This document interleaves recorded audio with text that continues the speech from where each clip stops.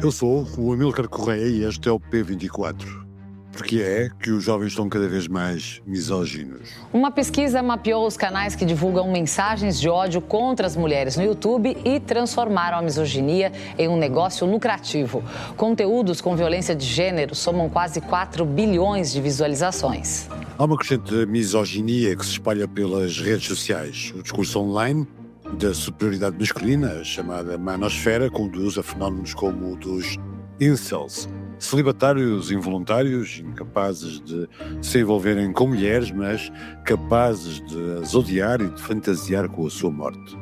Esta cultura de violência traduz-se no discurso político de vários dirigentes, sobretudo aqueles que defendem ideias de extrema-direita e, claramente, de desigualdade de género. De onde veio esta manosfera e para onde vai? Porque é que o discurso misógino é tão lucrativo nas redes sociais e porque é que alguns influencers, assim se auto-intitulam, se tornaram ídolos com mensagens contra os direitos e as liberdades das mulheres?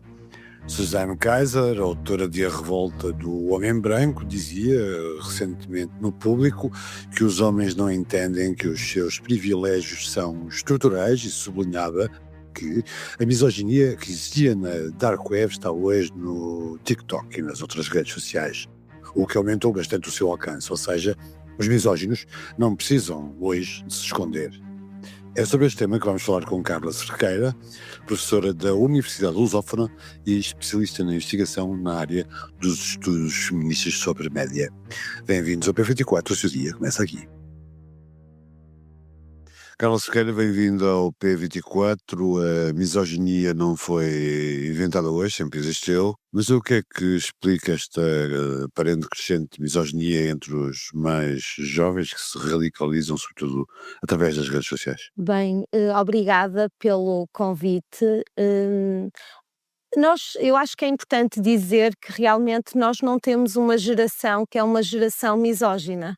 E às vezes dá um bocado a entender isso, não é? Esta é uma realidade que não é nova. Nós sempre tivemos aqui, também muitas vezes, em momentos em que há avanços em termos dos direitos das mulheres e das questões de género, nós depois temos aqui uma espécie de contramovimento que tenta retirar esses direitos e por isso há aqui um crescendo daquilo que são estes aspectos da misoginia. Claro que depois o digital, a internet, as redes sociais, muitas vezes também aqui muitos influenciadores e influenciadoras que depois têm um peso muito importante e que conseguem chegar aqui a muitos jovens, além da questão dos algoritmos, não é? Da inteligência artificial, todas estas dinâmicas, fazem com que depois se consiga realmente chegar aqui a um grupo muito maior de jovens e, portanto, nós assistimos a esse crescendo, a uma espécie quase de proliferação mais daquilo que é uma masculinidade tóxica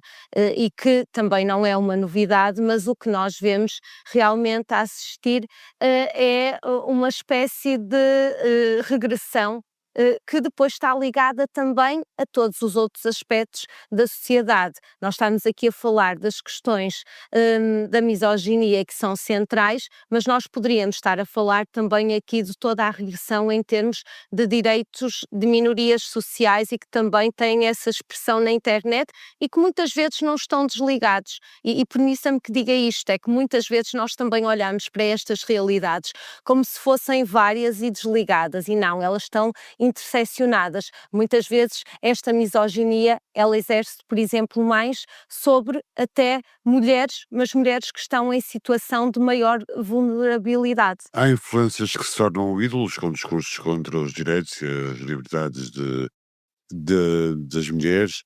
Há um discurso nas redes, mas há também um discurso fora das redes.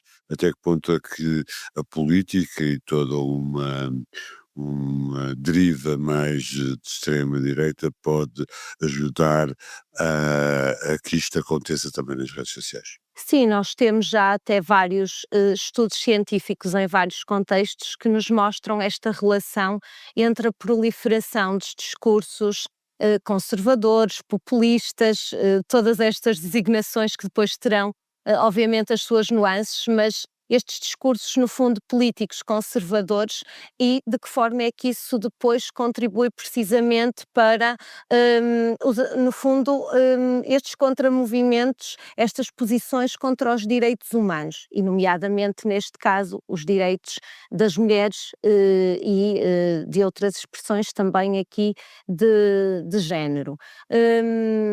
Portanto, nós vemos que há aqui um movimento nesse sentido, muito mais de questionamento daquilo que é a ordem social dominante, de tentar trazer os ideais que são os ideais tradicionais, por exemplo, este regresso das mulheres à casa. Por exemplo, é uma matriz que está muito presente naquilo que são, por exemplo, estes partidos políticos conservadores. A questão de retroceder, como nós temos visto em vários contextos políticos, em direitos que nós já achávamos que estavam garantidos, como por exemplo a questão do aborto, entre outros. Nós vemos que esta é uma situação que está precisamente a acontecer e eu acho que aqui um aspecto que me parece importante de sublinhar é esta narrativa que estes partidos constroem de criar uma dicotomia entre nós e os outros, e muitas vezes essa dicotomia cria-se entre o próprio grupo de mulheres, ou seja, as mulheres que são as mulheres nacionais que pertencem a determinada classe e as outras, e portanto isso vai ainda contribuindo muito mais para esta expressão que, obviamente, há aqui uma ligação, depois ela passa também para o digital, isto leva depois até no digital à criação de movimentos, como nós temos assistido em vários países, como as trade wives, por exemplo, entre As outros. mulheres que preferem ficar em casa, não é? Exatamente. Dedicando-se à vida doméstica. Exato, e portanto estas mulheres muitas vezes estão ancoradas, estes discursos estão ancorados naquilo que é uma base ideológica de determinados partidos que são partidos conservadores. Nós vemos isto claramente a acontecer. Não é também uma questão nova, porque, por exemplo, quando nós olhamos para alguns livros, por exemplo, da década de 90, até usamos, por exemplo, aquele livro da Suzanne Faludi do Backlash, também nós já vemos aqui que há uma ligação precisamente àquilo que é a proliferação dos discursos conservadores ligados a determinados partidos em determinados contextos e como é que eles tentam precisamente voltar àquilo que é o viés tradicional e colocar em questão todos estes direitos de cidadania que tinham sido conquistados, neste caso, pelas mulheres. Portanto, a desigualdade de género tornou-se um discurso político. Há uma relação direta entre a extrema-direita e a misoginia. Como falava há pouco, estamos a assistir a um movimento de uma espécie de revolta masculina contra a igualdade de género e uma luta por privilégios perdidos. É tão simples quanto isto? Isto não é propriamente simples, é extremamente complexo, mas estamos aqui a falar, isso claramente, de questões de poder. São questões de poder que fazem com que muitas vezes estes posicionamentos e estas narrativas tenham tanta expressão, quer no offline, quer no online, precisamente porque se coloca esta divisão, é uma espécie de conflito que se tenta criar aqui, estes discursos polarizados visam precisamente isto, colocar as pessoas umas contra as outras e não perceber que isto também tem extremas implicações, por exemplo, na vida dos rapazes e dos homens.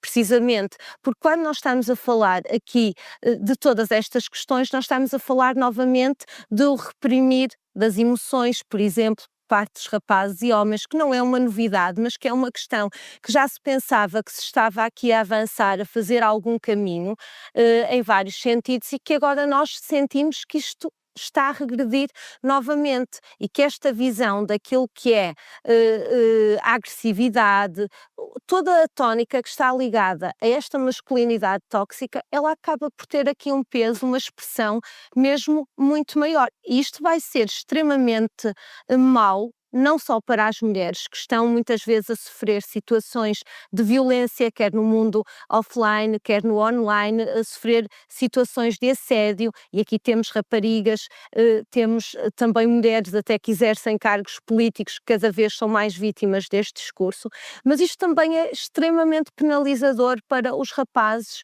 e para os homens, e nós temos de perceber que isto está a acontecer, que vai ter implicações precisamente naquilo que são as nossas gerações futuras.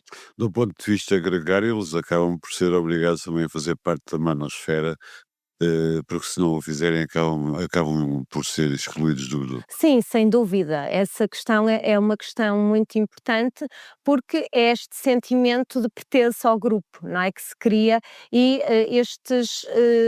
quer por um lado estes influenciadores também no digital, quer estes grupos também que têm cada vez mais expressão, nas redes sociais, e que nós vimos agora este discurso, despoletar mais até com a série adolescência, não é, dos incels e de todas estas questões que elas, não é, estão aí muito presentes, levam-nos a pensar, obviamente, que nós temos aqui também essa questão de que muitas vezes eles vão aceitando estes discursos sem os questionar, precisamente porque querem sentir-se parte integrante. É questão de desejabilidade social, e por isso, para pertencerem ao grupo, também vão ter esse tipo de postura e esse tipo de comportamento. E a sociedade ainda tem de repensar quais são as estratégias que precisam de ser utilizadas nas várias esferas para contrariar isto, para fomentar aquilo que é o pensamento crítico relativamente a estas questões e a estes impactos que depois vão ter na vida destes jovens hoje, mas que amanhã que serão os homens de amanhã. Carla, aproveitando a sua deixa, a misoginia dá visualizações e dá lucro na internet, nas redes sociais. As redes sociais têm aqui um papel de multiplicação deste discurso e lucram com ele. Defende uma regulação das redes e da internet que evita a proliferação de discursos deste género, não só em relação à misoginia, mas também em relação a outros alvos.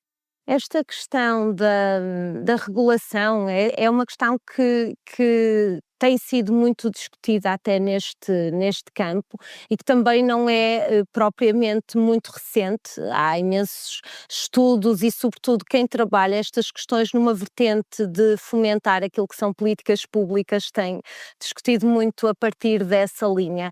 E a mim o que me parece, até daquilo que tenho feito em termos de investigação, e desta proliferação dos discursos de ódio, vamos chamar assim de uma forma geral, ou da violência online, sobre vários grupos sociais, e nomeadamente que têm situações de maior vulnerabilidade, parece-me que nós temos de encontrar aqui uma solução que é difícil, porque estamos a falar de grandes empresas, não é? E estamos a falar dessas questões de lucro, mas temos de encontrar aqui uma solução nesse sentido de não permitir que tudo seja possível, até porque nós temos de perceber que esta violência, que tem cada vez mais expressão no mundo digital, ela tem um contínuo com o mundo offline, e portanto muitas vezes isto, além de trazer todos os problemas que estão identificados de saúde mental,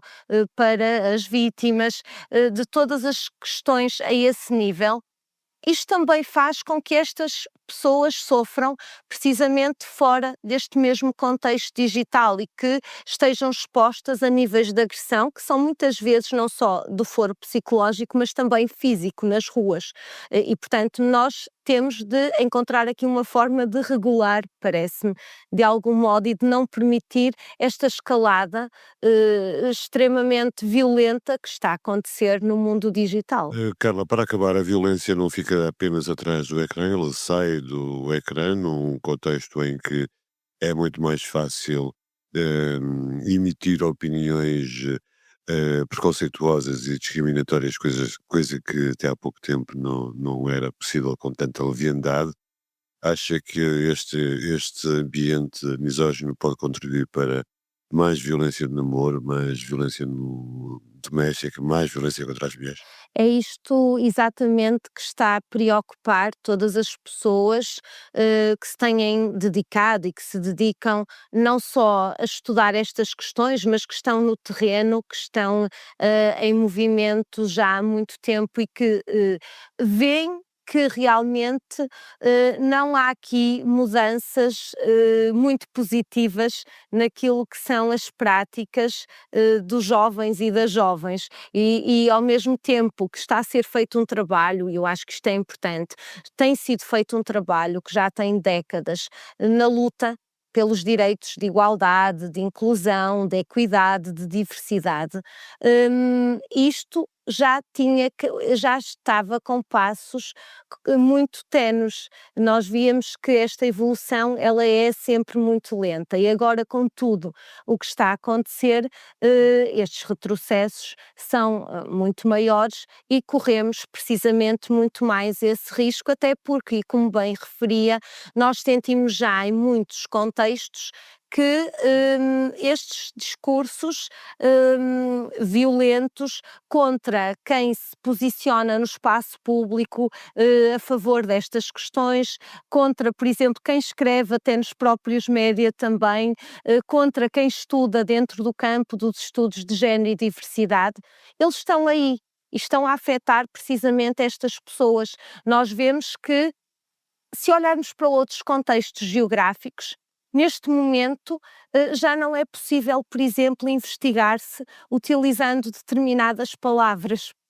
como por exemplo mulher, que nós pensávamos não vamos chegar a esse ponto, mas estamos precisamente aí. E portanto, daí até todo este retrocesso em termos das questões de violência nas relações de intimidade, parece-me que é aqui um passo muito pequenino que se possa muitas vezes dar e corremos realmente esse risco se não agirmos nas várias esferas da sociedade e precisamos de alertar, precisamos de voltar também, parece-me aqui, à educação, que é um ponto central e as escolas, mas também as famílias, aqui os vários agentes de socialização, inclusive os média, têm um papel central para desconstruir estas narrativas muito violentas que estão a emergir aí e para tentar que realmente não cheguemos a esse ponto tão dramático como parece que neste momento não está muito longe de acontecer. Carla Cerqueira, foi isso que tentamos fazer hoje. Obrigado pela sua análise. Às 0 horas de hoje, 25 de junho de 1975, o Comitê Central da Frelimo proclama solenemente a independência total e completa de Moçambique.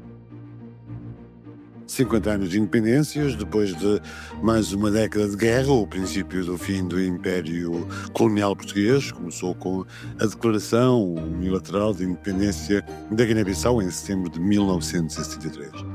Ao longo do verão e outono de 1975, há precisamente 50 anos, uma a uma, as antigas colónias proclamaram a sua independência. Saiba mais na nossa página especial dedicada a este processo de independência das antigas colónias portuguesas. Obrigado por ouvir a P24. Voltamos amanhã. Para não perder os novos episódios, subscreva este podcast do Público na sua aplicação preferida. Para além deste programa, há mais para descobrir em público.pt/podcasts. O Público fica no ouvido.